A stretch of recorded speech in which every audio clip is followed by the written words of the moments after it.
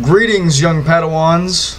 I'm the Opinion Atheist, and today I'm coming at you with some Star Wars. More specifically, why the Force in Star Wars is my favorite god. Now I know what you're thinking. Whoa, bro TOTJO. Force is not a god. But I beg to differ.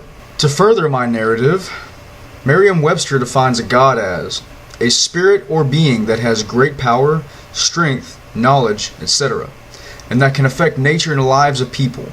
One of various spirits or beings worshipped in some religions. Well, we know that there's the Jedi and the Sith, and they're two different religions that worship the same deity, and since God is also can be defined as a transcendent and possibly sentient, or even if you like the Spinoza concept of God, where the laws and the concepts that bind the universe together is God. Whatever. To me, the Force is a god. The Force can be divided into about 4 different aspects. There's the living Force, which is created from the energy of all living things. The cosmic Force, which is the energy field that binds, surrounds us, and penetrates us. Obi-Wan. Then there's the 2 facets, the light side and the dark side. The light side being the calm, defensive, more arbitrary side of the Force, whereas the dark side is the passionate, rageful, more physically active side of the Force. And really the light side and the dark side can be part of the living and cosmic. It just depends on the perspective from which you use the Force and the emotions that you feed off of. Now that we got those definitions out of the way, here are 5 reasons the Force is my favorite god. The Force is impartial. As stated before, there are 2 main religions within the Force. There's the Sith and the Jedi, and they each operate within their own perspectives and goals.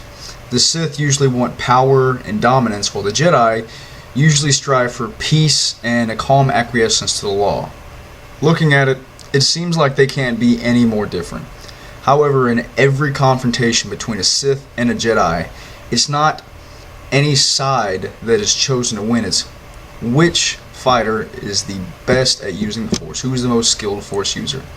Example, in episode 2, whenever Anakin and Dooku were fighting, Dooku knocked Kenobi out right at the beginning, kind of like at the beginning of the 3rd one.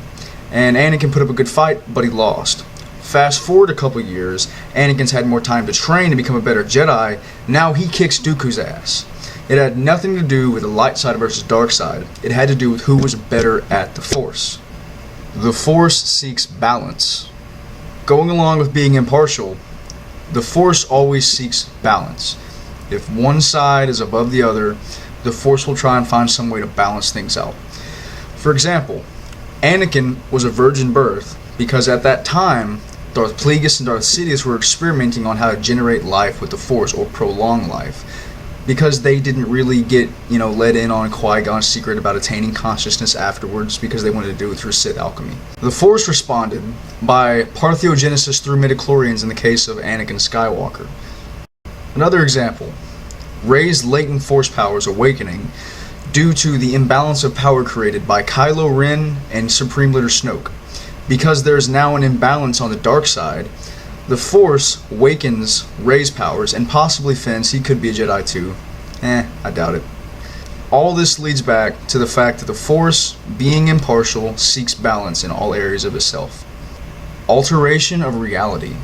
Anybody who's even aware of Star Wars is at least in some way familiar with the powers available to those who can use the Force. Probably the most famous is the Force Choke. Through the Force, Jedi and Sith and Dark Jedi and Grey Jedi and whatever can bend or break the physical laws of the universe as they see fit. Come on, that's cool as shit. I mean, just imagine in real life if all the gods people say existed really did, and I could be like, I want to move that entire building over there. Would that not be your favorite god? That's why the Force is my favorite god. For example, whenever Vader Force chokes Admiral Ozzel on another ship, he reaches through space, through the Force, and crushes the guy's neck. He, through the Force, somehow bends space in such a way where he's able to apply physical pressure to this guy's neck. That's just so cool. Who wouldn't like to be able to do that? Somebody's pissing you off across the room, give them a little squeeze, 8 to 10 seconds, they're out. not to mention the bending of time itself. On a large scale, Force users are able to have premonitions and see the things coming in the future, or even see things that are happening somewhere else because they are able to have their conscious be bilocational through the Force. On a smaller scale, whenever Qui-Gon notices Anakin through the pod racing, he notices he has Jedi-like reflexes. That's because the Jedi are able to see just slightly into the future, have the reflexes to avoid the action that's coming. Not to mention Force lightning. Through use of the Force users can manipulate and generate energy and matter at a focal point, releasing a discharge without the use of technology. So we've got domination of physical laws, bending of time, and manipulation of energy and matter without the use of technology. What else could you ask for if you want to be a cosmic badass? It's unreasonable not to believe. Here in the boring old real world, we don't have any evidence or anything at all that leads to the fact that there is a god of any kind. However, in Star Wars, Force users regularly showcase their powers. Evidence for the Force is on display throughout the galaxy.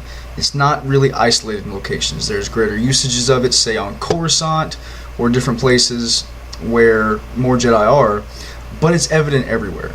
In the real world, if Han had said that he had found nothing that led him to believe of an all-powerful Force that controls the universe, be a rational person because nobody's seen it.